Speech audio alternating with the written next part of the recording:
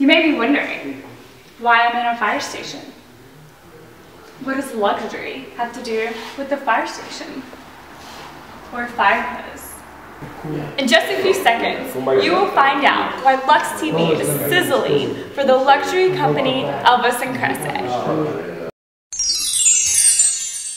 I have an obsession with waste, so I'm always looking at different kinds of wastes, particularly niche waste. So if you think about glass in the UK, it's widely recycled, so that's not a niche waste. It's not a problematic waste.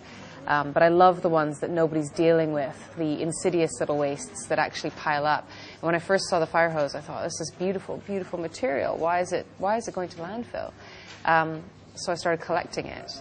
And once I was collecting it for quite some time, and I was playing around and just making prototypes, I realized there's enough hose to be in the luxury sector, in the leather goods sector. There isn't enough hose to be what I originally wanted to be, which was a roof tile maker. And because the material is so durable, you have to do things of a certain quality. So you can't, there's no point taking a beautiful, durable material and making something low end. There's also no point in doing that because I don't want to create throwaway goods. So the reason that I got into this is because of the environmental values that I have and the nature of the fire hose itself and the quantities that are available. I didn't know what we would do with it for a long time. We tried to make a few pieces of furniture, a few other things, and then I realized if we made bags and accessories that we could have this way of getting rid of all the hose. I think it's a beautiful material, so we treat it like absolute gold. We build as much value as we possibly can into it to create a huge amount of value so that people see waste in a different way. I want to see change happen. Business, I think, is a way to make change happen very, very quickly. And if the market accepts it, you can keep going and keep pressing. We have a big retailer as a client. We also have fashion boutiques and individuals as clients. So it's quite good for us because we're not only relying on money from one source. When it's on the shelf, it's quite exciting. But when it's a complete stranger, someone who knows nothing about the story, and perhaps they've just bought the bag because they think it's cool, that's quite exciting for us. I look at some of the companies that are in the luxury sector, and they are not performing at all on an environmental or an ethical level. And a lot of them have hugely diverse brands where they make things from perfume to paint to, wallpaper and all these things. And I know that all of those things can be made from waste. So there's an exciting challenge facing us over the next couple of years. Can we deliver? Can we actually grow to meet the demands that our consumers will have of our brand? Can we be really diverse? And yeah, I'm excited about trying new things. We donate 50% of our profits, and we've done that from day one. And obviously, in the beginning, we had, I think our first year, we only turned over £15,000. So obviously, the donation was all we had left in the bank account at the end of that year.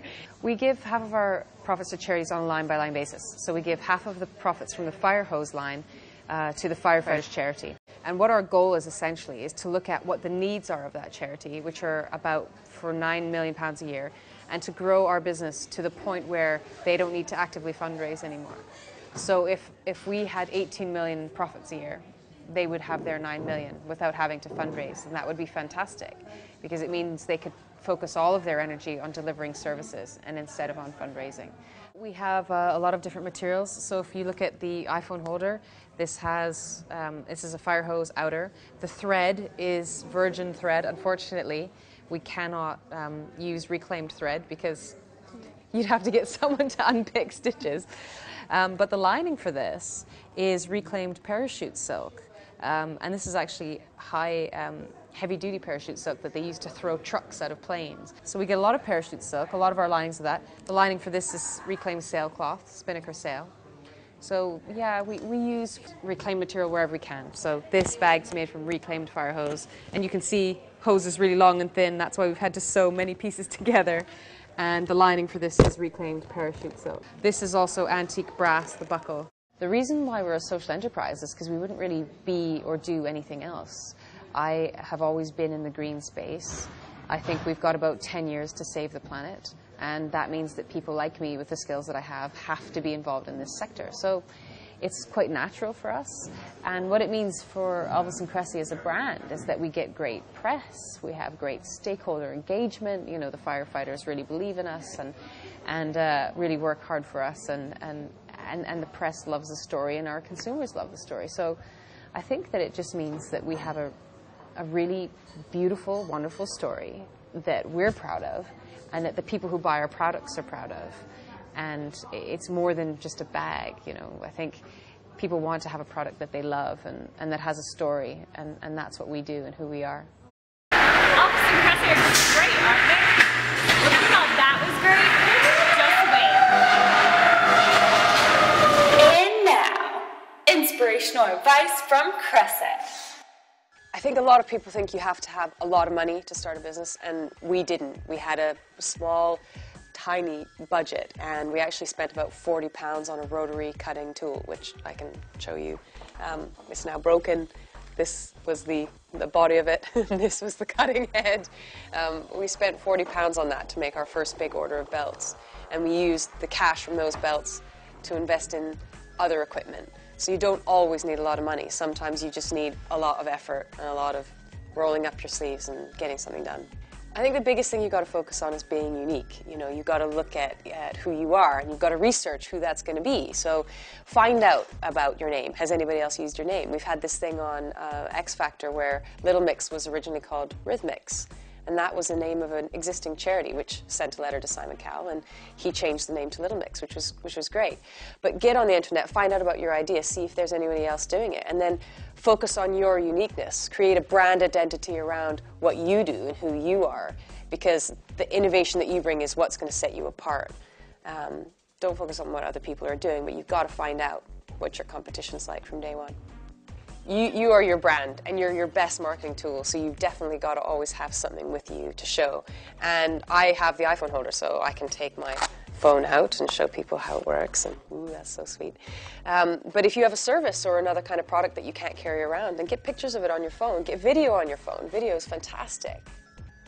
One thing that social enterprises tend to be really good at is working with their stakeholders. So if you are a stake on this site, or if you're putting a stake on another idea, then stay involved, because those companies and those ideas are actually going to rely on you. And it's really valuable to have feedback and people following you and people supporting you. I mean, we've got a Facebook site. When we get enough Facebook people telling us to design a new product, we go for it and we make it. So we really depend on our community. We depend on the charities we work with. We depend on the people who supply us with waste. We depend on other people in the ethical fashion industry. There's a lot of cooperation and collaboration. We do not exist in a vacuum. So you really have to look around you and take support from everyone. So if you have one of these stakes to give, you know, you are a stakeholder in an idea. Think about who you want to share your time with. Think about who you want to give ideas to. Really support those ideas. We were reading a blog, I think it was by Solitaire Townsend, and she actually highlighted this quote by Aldo Gucci. It was about how the bitterness of poor quality lasts a long time after the sweetness of low price has faded. And this really encapsulates everything that we do. We take fire hose, which is this incredibly durable, beautiful material, and there would be absolutely no point in making a very, very silly design and not having high quality craftsmanship embedded in it. It's got to be good quality. It's got to last forever, or there's absolutely no point in doing what we do.